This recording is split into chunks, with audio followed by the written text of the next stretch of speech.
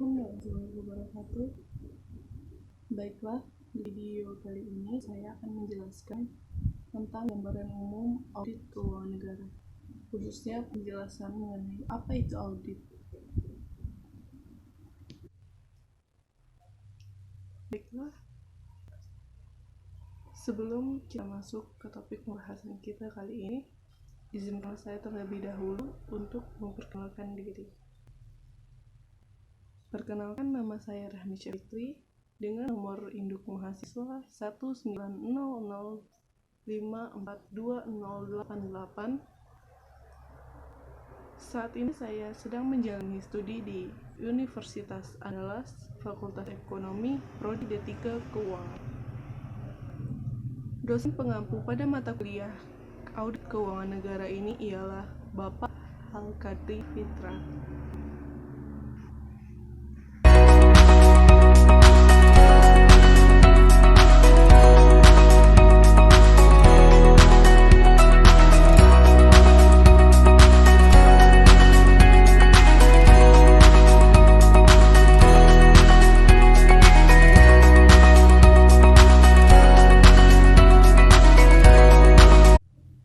Pada pembahasan gambaran umum audit keuangan negara ini, topik yang akan kita bahas kali ini yaitu yang pertama, pengertian audit. Apa itu audit? Yang kedua, pengertian keuangan negara. Kemudian, apa pula itu keuangan negara? Yang ketiga, bagaimana proses dari audit ini? Yang keempat, bagaimana perencanaan dari audit ini? Serta yang kelima, bagaimana pelaksanaan dalam audit ini dilakukan. Baiklah, mari kita masuk ke topik pembahasan kita yang pertama kali ini, yaitu apa itu audit? Audit yaitu evaluasi terhadap suatu organisasi, sistem, proses, maupun produk. Audit sendiri dilaksanakan oleh pihak yang kompeten, objektif, dan tidak memihak, yang disebut auditor. Audit merupakan suatu proses sistematis guna memperoleh dan mengevaluasi bukti secara objektif mengenai asersi-asersi kegiatan serta peristiwa ekonomi, dengan tujuan menetapkan derajat sesuai antara asersi-asersi tersebut dengan kriteria yang telah ditetapkan sebelumnya. Selanjutnya, di sini audit haruslah dilakukan oleh seseorang yang berkompeten dan independen. Kompeten yang dimaksud di sini ialah di saat orang tersebut dianggap mampu melakukan tugasnya sebagai auditor tersebut. Serta independen yang dimaksud di sini yaitu di saat orang tersebut dianggap mampu melakukan audit tersebut sendiri tanpa meminta bantuan dari pihak lain. Pembahasan kedua yaitu apa itu keuangan negara?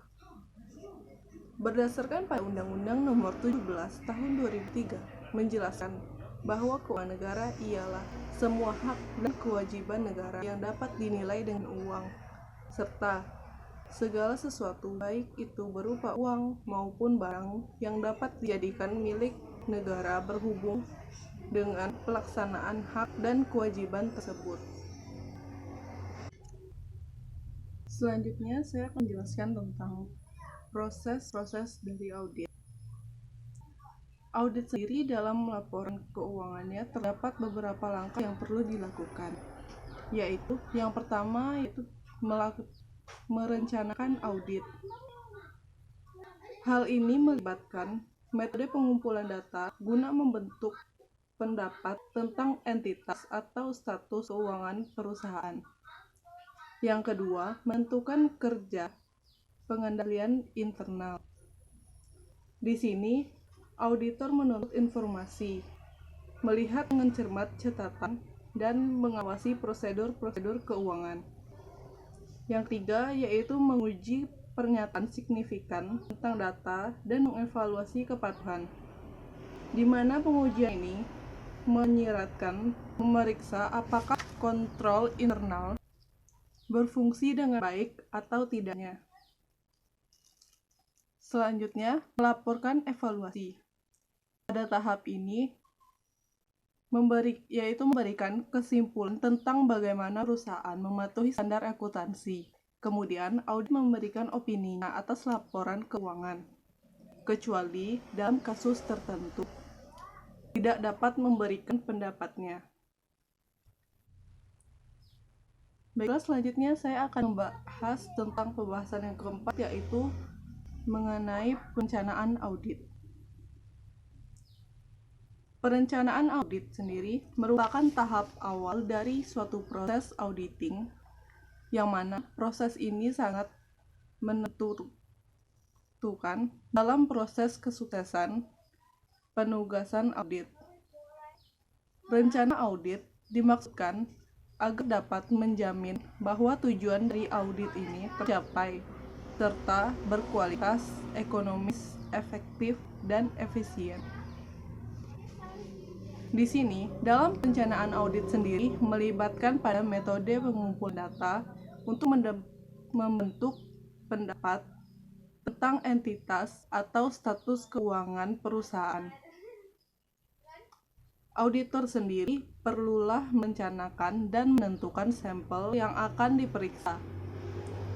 Transaksi, yaitu berupa transaksi dan dokumen keuangan yang selanjutnya dilihat.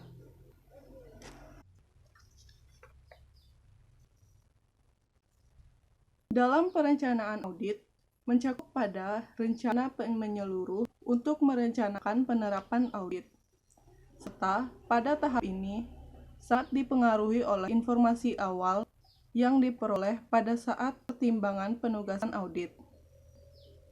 Terdapat 6 langkah yang harus dilakukan dalam merencanakan audit ini, yaitu: yang pertama, penghimpunan pemahaman bisnis, klien, dan industri klien. Yang kedua, melaksanakan prosedur analisis. Yang ketiga, yaitu melaksanakan penilaian awal terhadap materialitas. Yang keempat, mengukur rasio audit. Yang kelima, memajukan strategi audit pendahuluan untuk asersi yang signifikan. Yang keenam, mempersatukan pemahaman audit, mempersatukan pemahaman struktur pengendalian intern klien. Baiklah, saya akan menjelaskan penjelasan yang kelima, yaitu tentang pelaksanaan audit. Dalam pelaksanaan audit, auditor menjalankan prosedur pemeriksaan sesuai dengan program audit yang telah dibuat. Hasil dari pelaksanaan prosedur audit tersebut dituangkan dalam bentuk kertas kerja audit atau disingkat dengan KKA, yang mana KKA ini merupakan dasar dari penyusunan laporan hasil audit. Hal pertama yang dilakukan dalam pelaksanaan audit ialah pelaksanaan opening meeting, yang mana hal ini mencakup dari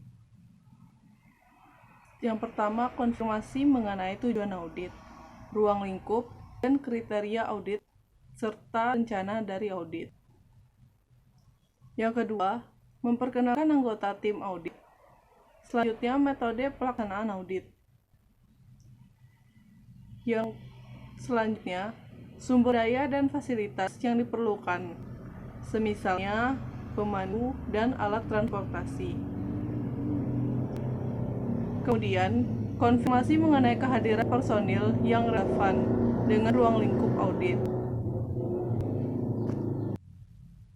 Selanjutnya, pada metode kedua dalam pelaksanaan audit, yaitu dapat menggunakan metode bertanya dengan sistem 5W plus 1H plus 1S.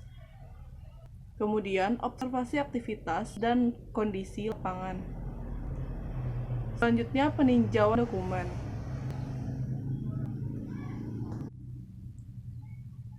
Kemudian, pada metode ketiga pelaksanaan audit ini, yaitu biasa disebut closing meeting, berupa ucapan terima kasih atas kerjasama audit. serta permohonan maaf atas pelaksanaan audit. Kemudian penyampaian hasil audit. Penyampaian hasil audit ini dapat berupa temuan hasil positif, temuan negatif, dan temuan observasi. Selanjutnya persetujuan audit tentang ketidaksesuaian serta tenggat waktu perbaikan dan tindakan perbaikan. Kemudian kesimpulan dari audit itu sendiri. Baiklah, selanjutnya saya akan menjelaskan tentang materi sistem pengendalian intern.